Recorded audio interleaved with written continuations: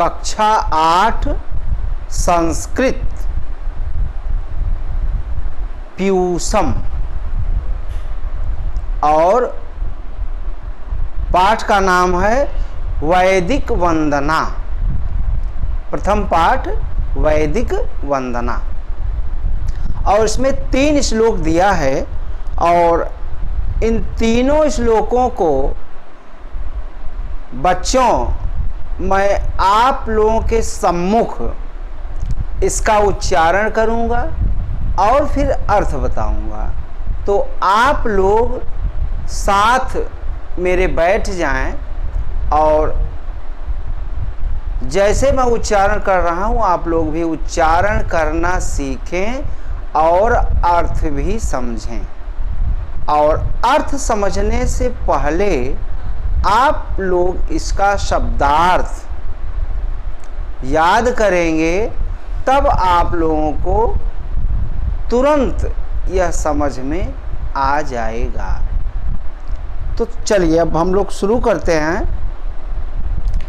तेजो असि तेजोमयि धेहि, वीर्यमसि वीर्यमयि धेहि, बलमसि बलमयि धेहि, ओजो असि ओजोमयि धेहि। तो तेजो असि इसका अर्थ हुआ तेज स्वरूप। तो हे ईश्वर या हे भगवान, तुम तेज स्वरूप हो या आप तेज स्वरूप हैं। मयि धेहि, हे ईश्वर आप तेज स्वरूप हैं, इसलिए मुझे भी तेज प्रदान करें। मुझे भी तेज प्रदान करें। मयि माने मुझे। तो हे ईश्वर आप तेज स्वरूप हैं, मुझे भी तेज प्रदान करें। वीर्यमसि वीर्यमयि धेहि, वीर्यमसि का अर्थ है शक्ति से। वीर्यम माने शक्ति। तो हे ईश्वर आप शक्ति स्वरूप हैं या शक्तिमान हैं, तो मुझे भी शक्ति प्रदान करें। बलमसि, बलम माने सामर्थ्य। बलम माने सामर्थ्य। तो हे ईश्वर आप सामर्थ्यवान हैं, समर्थ हैं, तो मुझे भी समर्थता प्रदान करें। मैं भी समर्थ हो जाऊं किसी काम को करने के लिए। ओजो असि ओजोमयि धेहि, आप ओजवान हैं। ओज के, ओजोवस का मतलब हुआ कि ओज के स्रोत हैं। आप ओज के स्रोत हैं, तो मुझे भी ओज प्रदान करें। यह हुआ पहले श्लोक का अर्थ। अब दूसरे श्लोक को देखते हैं हम लोग। साथ साथ बढ़िया ढंग से आप लोग उच्चारण करना भी सीखें। संस्कृत में उच्चारण का भी बहुत महत्व है। पश्येम शरदः शतम्, जीवेम शरदः शतम्, शृणुयाम शरदः शतम्, प्रभवाम शरदः शतम्, अदीनाः स्याम शरदः शतम्, भूयश्च शरदः शतात्। पश्येम शरदः शतम्, हे ईश्वर हम 100 वर्ष तक देखें। हे ईश्वर हम 100 वर्ष तक देखें। अर्थात हमारी जो नेत्र हैं हमारे, वह 100 वर्ष तक जो है मजबूत बनी रहें। जो हमारी आँखें हैं वह 100 वर्ष तक मजबूत बनी रहें। जीवेम शरदः शतम, और हम 100 वर्ष तक जिएं, हम 100 वर्षों तक जिएं।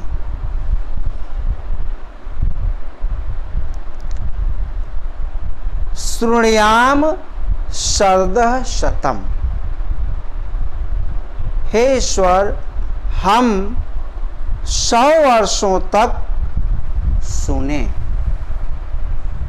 हम 100 वर्षों तक सुने, अर्थात हमारी जो कर्णेंद्रियां हैं, कर्णेंद्रियां मतलब जो कान हैं, यह 100 वर्षों तक स्वस्थ बने रहें। प्रभवाम शरदः शतम, प्रभवाम मतलब कि हम 100 वर्षों तक बोलें, हम 100 वर्षों तक बोलें, अर्थात हमारी वागेंद्रियां जो हैं वह 100 वर्षों तक मजबूत बनी रहें। अदीनाः श्याम शरदः शतम,